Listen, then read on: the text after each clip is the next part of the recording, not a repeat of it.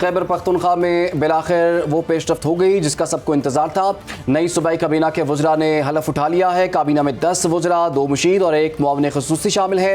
مینا خان، خلیق الرحمان، فضل شکور، doctor امجد، ارشد ایوب، اس کے علاوہ ریاض خان کے علاوہ آفتاب عالم، فخر جہان، فیصل ترکی، عاقب اللہ، تاج محمد اور شفیع اللہ جان بھی کابینہ کا حصہ ہیں۔ سابق مشیر خزانہ مزمل اسلم بھی کابینہ میں شامل کیے گئے ہیں، جبکہ باقی ارکان آئندہ مرحلے میں شامل ہوں گے۔ اسی پر بات کریں گے۔ ہمیں جوائن کیا رہنما تحریک انصاف ممبر بھی ہیں کے پی اسمبلی کے مشتاق غنی صاحب۔ مشتاق صاحب بہت شکریہ پروگرام میں وقت دینے کے لیے۔ آپ کیا سمجھتے ہیں بالآخر خیبر پختونخوا کابینہ کی جانب سے حلف اٹھا لیا گیا ہے، یہ ٹیم صوبے کے لیے جتنے بھی مسائل ہیں ان پہ مکمل طور پر پورا اتر سکے گی؟ سیاسی توازن کے لیے بنائی تو نہیں گئی یہ ٹیم؟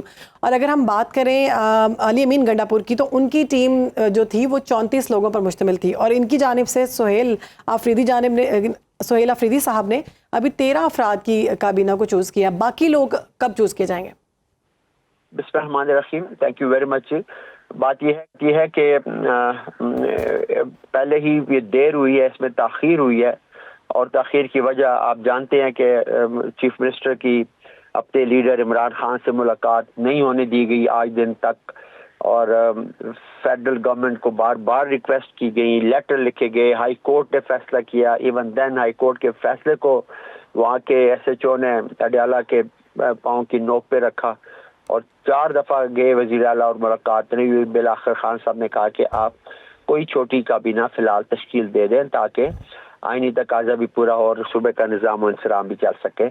تو اس لیے انہوں نے آج یہ 13 رکنی کابینہ کا اعلان کیا تھا گزشتہ رات، جنہوں نے آج حلف اٹھا لیا ہے، اور یہ سارے زیادہ تر اس میں پرانے لوگ ہیں، پرانی کیبنٹ سے جو ایکسپیرینس لوگ تھے وہ چوز کیے گئے ہیں، اور پھر ان کی آلریڈی اپروول خان صاحب نے پچھلی کیبنٹ کے لیے دی ہوئی تھی، تو اس لیے سہیل آفریدی صاحب نے شاید اس کو کنسیڈر کیا، اور ہوپ فلی میں سمجھتا ہوں کہ انشاءاللہ تعالی ابھی تو پہلے کچھ اختلافات تھے صوبے میں پارٹی کے اندر، لیکن اب وہ اختلافات نہیں رہے پہلے والے، تو میں سمجھتا ہوں کہ پارٹی چونکہ اس گورنمنٹ کی پشت پہ کھڑی ہے تو ان کی مشاورت کے ساتھ سہیل آفریدی صاحب بہت اچھا پرفارم کرنے کے قابل ہوں گے۔ اور جو آپ نے اس کے والیوم سائز کی بات کی ہے، جی تو وہ جیسے ہی خان صاحب سے ملاقات ہو، کیونکہ ابھی 5 منسٹرز کے وہ رہتے ہیں سلاٹس خالی ہیں، 5 منسٹرز، اور 3 ایڈوائزرز کی سلاٹس بھی خالی ہیں، اور اسپیشل اسسٹنٹ تو جتنے مرضی ہے وہ لے سکتے جتنے ان کی ضرورت ہو۔ تو یہ اب خان صاحب سے اللہ کرے ان کی ملاقات جلد از جلد ہو جائے، تاکہ چونکہ یہ اتنے لوگوں کے اوپر صوبے کا بہت بڑا برڈن آئے گا، ان کے لیے پاسبل نہیں ہوگا کہ اتنا برڈن کو وہ اٹھا سکیں، لیکن وہ کوشش تو ضرور کریں گے، لیکن جلد از جلد اس میں توسیع کی بھی ضرورت ہے، اور اللہ کرے کہ جلد ملاقات ہو جائے تو خان صاحب کی ایڈوائس لے کے وہ اپنی کیبنٹ کو فل مکمل کر لیں۔ اچھا مشتاق غنی صاحب یہ بتائیے گا، اب تو مختصر کابینہ جو ہے وہ سامنے آئی ہے، کیا اس سے حکومتی امور بآسانی چلائے جا سکتے ہیں؟ اور جیسے کہ آپ خود بھی کہہ رہے ہیں کہ اس میں توسیع کا امکان بھی موجود ہے، اس کی ضرورت بھی موجود ہے۔ 4 دفعہ تو ملاقات نہیں ہو پائی، اگلی دفعہ شاید پھر ملاقات نہ ہو سکے، تو کیا وہ جو ایکسٹینشن ہے اس کابینہ میں وہ بھی مشاورت سے ہی ہوگی؟ اور یہ بھی بتائیے گا، یہ جو کابینہ تشکیل دی گئی ہے یہ پیورلی وزیر اعلیٰ کے پی نے خود یہ فیصلہ کیا ہے یا دیگر جو رہنما ان کی مشاورت سے بنائی گئی ہے؟ دیکھیں یہ سارے کام باہمی مشاورت سے ہی ہوتے ہیں، اور اگر وزیر اعلیٰ کی ملاقات نہیں کرائی جاتی تو پھر وہ دوبارہ کوئی میسج بھجوا دیں گے جیل میں اور وہاں سے رہنمائی لے سکتے ہیں، لیکن میں سمجھتا ہوں کہ اس میں ابھی اٹس ٹو ارلی کہ یہ کہنا کہ یہ پرفارم نہیں کر سکیں گے۔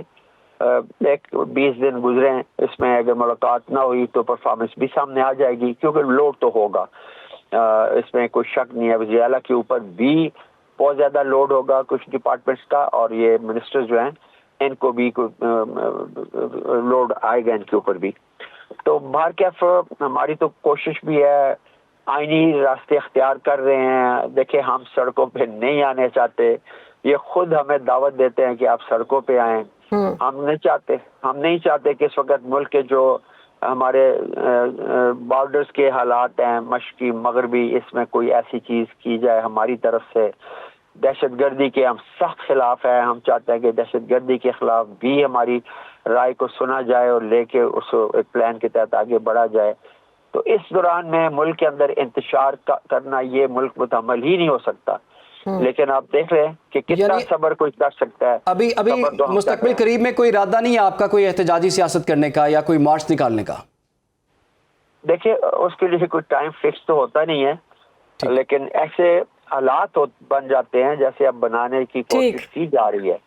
ٹھیک ہے, آنے والے دنوں میں معاملات کلیئر ہوں گے. بہت شکریہ, ہمارے ساتھ موجود ہیں مشتاق غنی صاحب, گفتگو کر رہے تھے.